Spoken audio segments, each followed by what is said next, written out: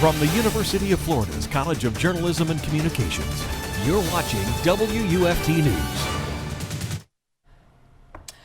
Thank you guys for tuning in, and more than a dozen UF employees are now out of a job. This is WUFT News First at 5. I'm Bianca Smith. And I'm Loren Miranda. It's all because the university has closed its Diversity, Equity, and Inclusion office. WUFT's Kennedy Chambers is live here at UF.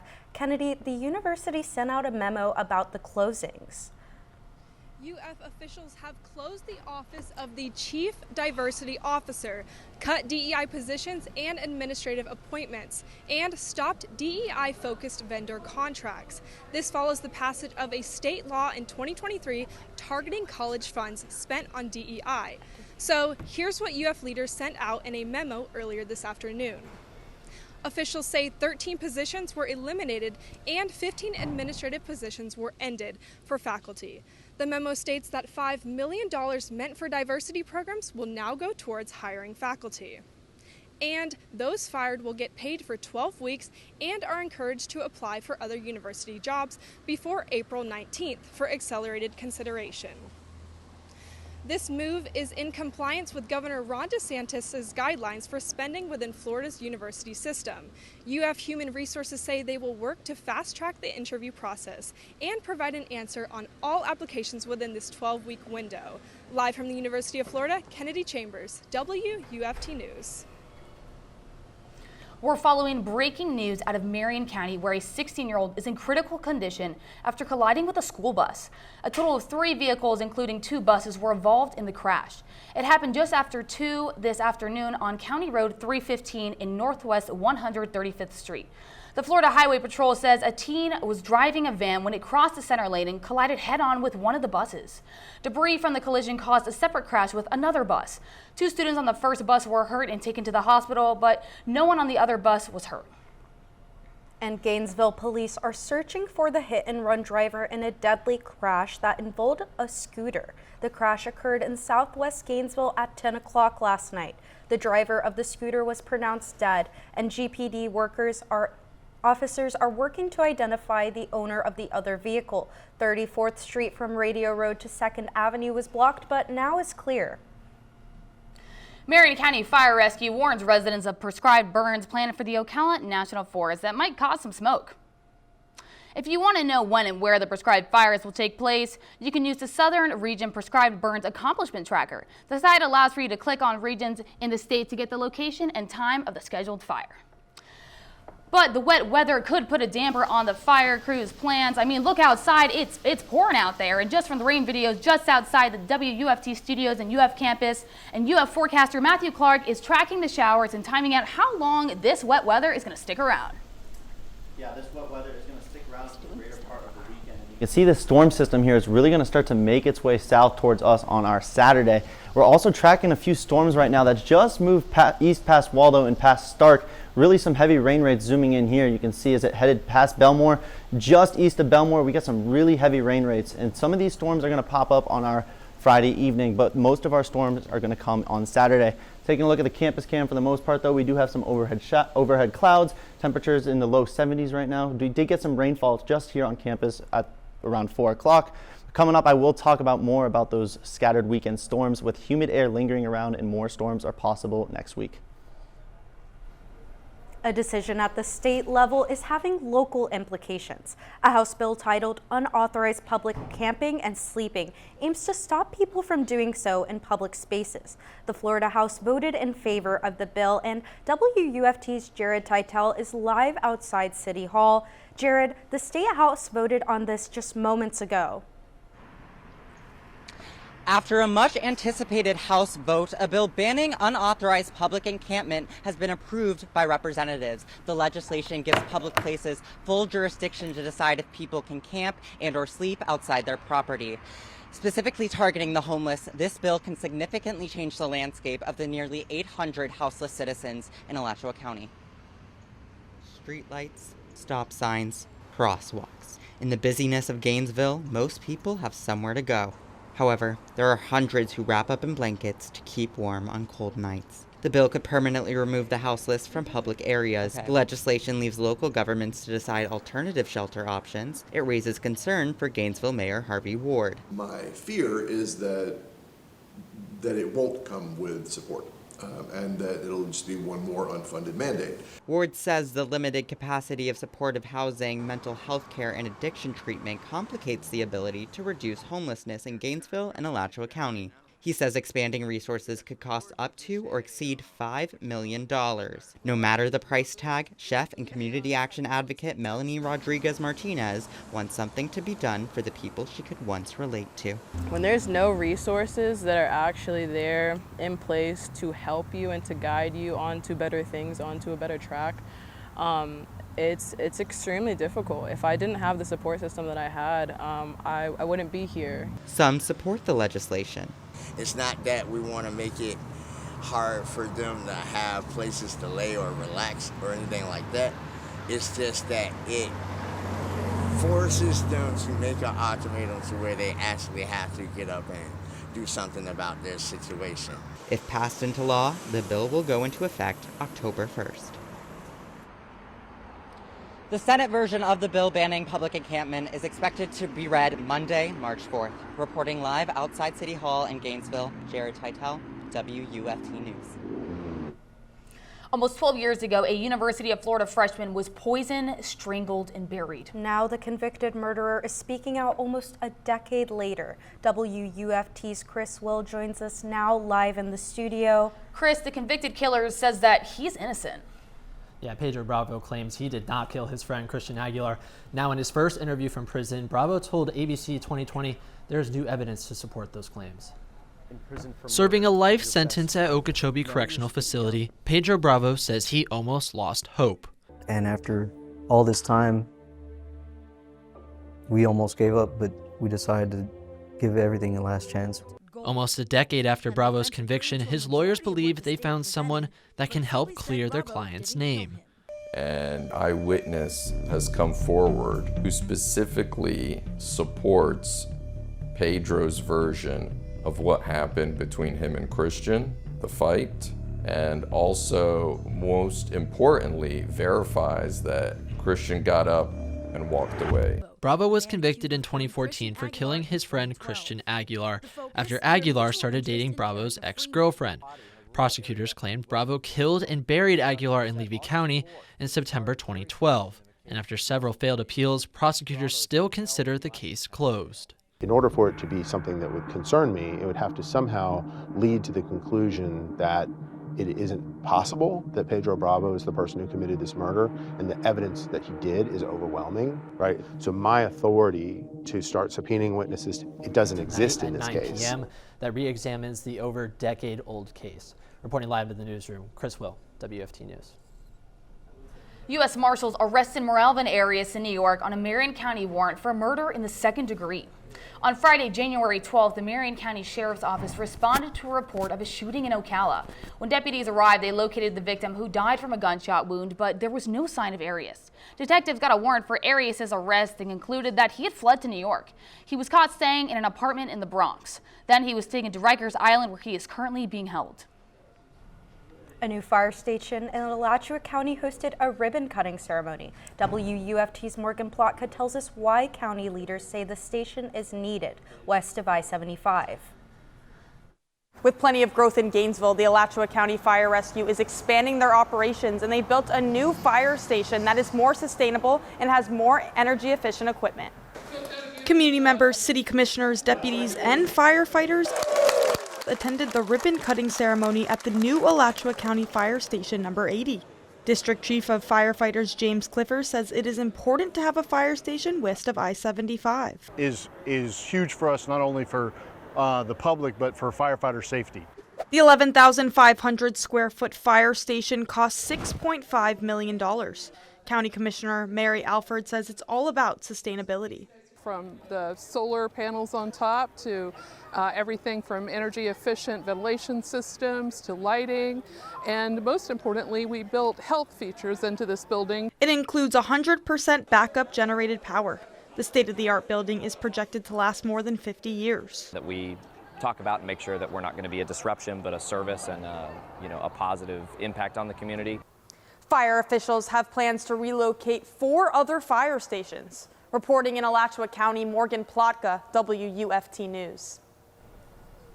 Coming up on WUFT News First at 5, the measles are spreading in South Florida and now it's moving up the state. How health officials plan to contain the disease and avoid an even bigger outbreak. All that and more when First at 5 returns.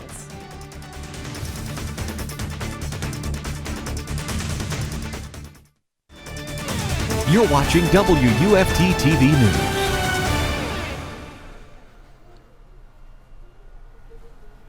The measles virus can spread when an infected person coughs or sneezes and it lingers in the air for up to 2 hours after they leave a room. Cases have emerged in several states, including Florida. WUFT's Emilio Boutros joins us live in the studio to tell us about how the cases have emerged in our state. Measles is a highly contagious disease that can lead to complications and turn deadly. According to the CDC, symptoms may include fever, cough, runny nose, watery eyes, and a rash of red spots. South Florida is facing a measles outbreak. It started in Broward County with 9 reported cases. But the disease is moving up north. Cases surfaced in Polk County. Epidemiologist Dr. Nicole Iovine says measles infections are serious. Measles is the most infectious of infectious diseases. It's very easily transmitted. So, for example, a single measles infection will cause 16 to 18 secondary infections. The spread of the disease caused Alachua County officials to go into high alert. Alachua County Director of Communications Jackie Johnson spoke with health officials regarding the steps schools and parents should take. We talked about the fact that there was an outbreak in another part of Florida, that it was happening at an elementary school, and that they wanted to work with us to educate parents and let them know what the symptoms are, what they should be looking out for, and what they can do to help protect their child, their family, and really the entire community.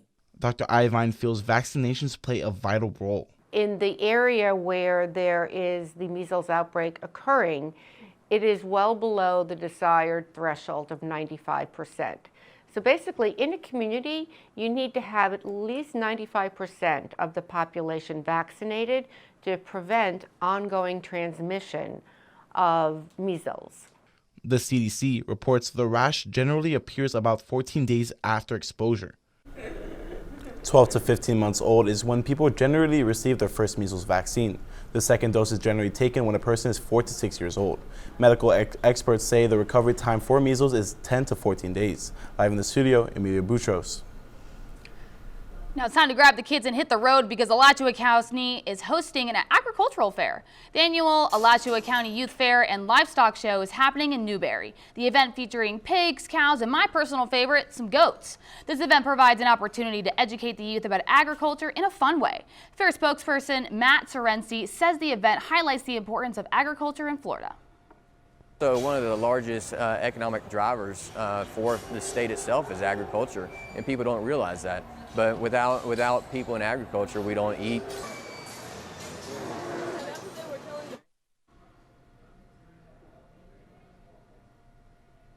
A weekend storm system that's going to bring you some rainfall on Saturday and Sunday, and even an inch in some parts of northern Florida. I'll track that coming up.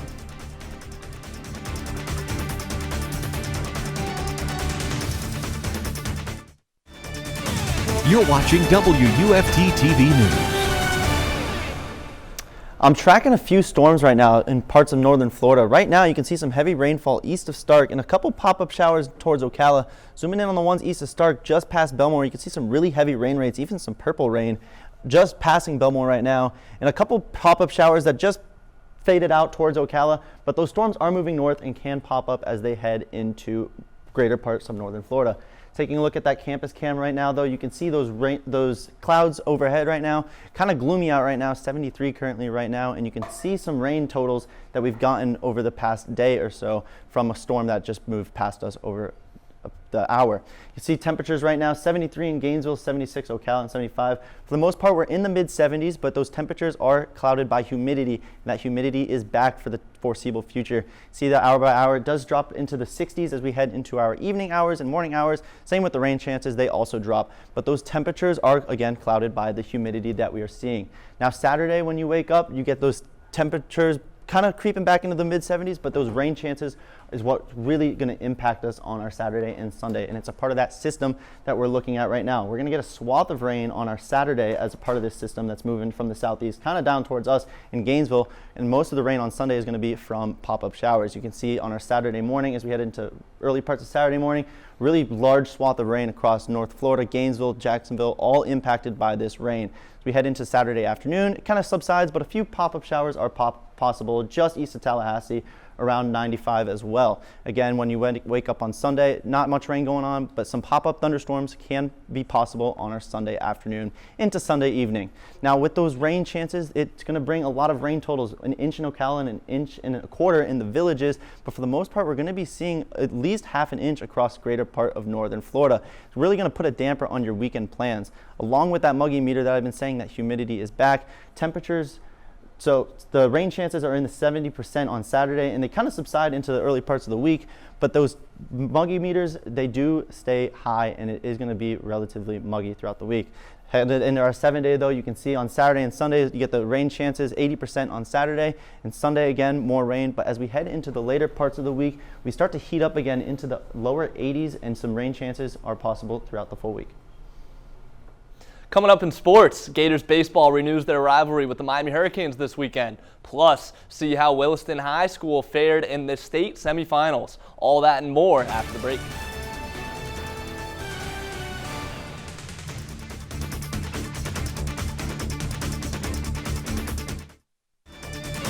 You're watching WUFT-TV News. Happy Friday, happy March. Let's jump right into sports. I'm Jamie Goldman. We begin with high school hoops. The Williston Red Devils and girls Hawthorne Hornets are looking to repeat as state champs. One of those teams is on their way to doing just that. WFT's Ben McLeish is in Lakeland with a recap of Williston's semifinals win. Earlier today, the Williston boys team defeated Chipley 63-30 to advance to the title game. Kyler Lamb had a great performance, putting up 21 points and leading the Red Devils to a comfortable victory. You know, I talked about it in the pregame about how special they are as basketball players, but I've never coached a team that's special with a high IQ, basketball IQ. So adjustments are easy for us. So that, you know, that was a difference, staying out of foul trouble with some of the adjustments and the kid just playing the way they play. Williston will face off against Hilliard tomorrow at 8 p.m. with only one game in between them and back-to-back state titles. Coming to you from Jenkins Arena in Lakeland, Florida, Ben McLeish, WUFT News. The Lady Hornets of Hawthorne are also heading to the state 1A championship game. The game just wrapped up and came down to the final shot. They were up against the Wildcats of Wildwood Middle High School. The Lady Hornets trailed most of the game, but finally took a 2-point lead with a minute left. Down 3 with 9 seconds to go, Wildwood got a steal, but ultimately missed the final shot to tie things up and head into overtime. Hawthorne will move on to take on Graceville, who defeated Ponce de Leon earlier today, 44-37. Switching over to the Diamond, where 4th-ranked Gators baseball is in South Florida for a matchup with the Miami Hurricanes tonight. Florida is coming off a 9-2 win over Bethune-Cookman on Wednesday. When the Canes and Gators met in Gainesville last season, Florida took 2 out of 3, including a mercy rule win. On the mound for the Gators tonight will be sophomore Cade Fisher, who is looking to get back on track after posting an ERA of 9 through his first 2 starts. First pitch between Florida and Miami is set for 7. Moving to softball, the red-hot Gators are in the midst of a 5-game weekend at the Judy Garman Classic in Fullerton, California. Last night, Florida continued their dominance with 2 shutout wins over Cal State Fullerton and Long Beach State. This continues the Gators' run of 6 consecutive shutouts, outscoring their opponents 77-0 in that span. Florida will look to stay scorching hot as they have another doubleheader on their hands tonight. They'll take on the 18th-ranked UCLA Bruins starting in just a few minutes, followed by a matchup with DePaul University later tonight. The Gators will finish up the weekend tomorrow afternoon, facing the Michigan Wolverines at 12:30.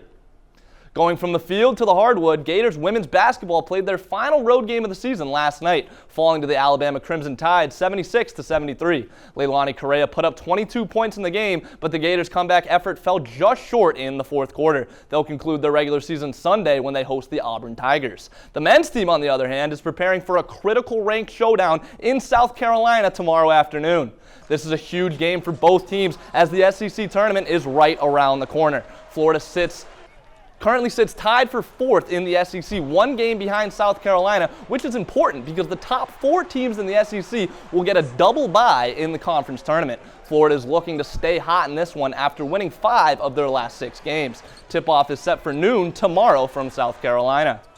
One final note, in the NHL, both Florida teams went to overtime last night. The Panthers getting a shootout win against the Montreal Canadiens, and the Lightning falling to the Buffalo Sabres in the extra period. Well, it seems like we've got no shortage of culinary talent here in North Central Florida. Totally. Take a look at this. Michael Segobin, son of a Marion County Fire Rescue Lieutenant, will be competing to earn the competitive title of Master Chef Junior. Michael's always had that passion. Through homemade cooking videos and special meals for the fire station, MCFR has deemed them their own Junior Master Chef of Marion County Fire Rescue. We'll be cheering Michael on as he sautés his way to the top. Well, hey, I bet his food's got to be pretty fire, right, guys? It makes you wonder, what would you make if you were on Master Chef? Definitely make a fire chicken parm. Yeah. That sounds awesome. I'm getting hungry. But let's check out the weather before we go, guys. Yeah, we are back in the upper 70s and lower 80s, but it feels like spring is starting to come around the corner. We aren't going to see much cold weather throughout the rest of the week. Up in the 80s as we head into the week, and thunderstorm chances are back. Thanks, Matthew. BBC World News is next, and the PBS NewsHour is coming up at 7. But your Florida news is always on WUFT.org. Have a good night.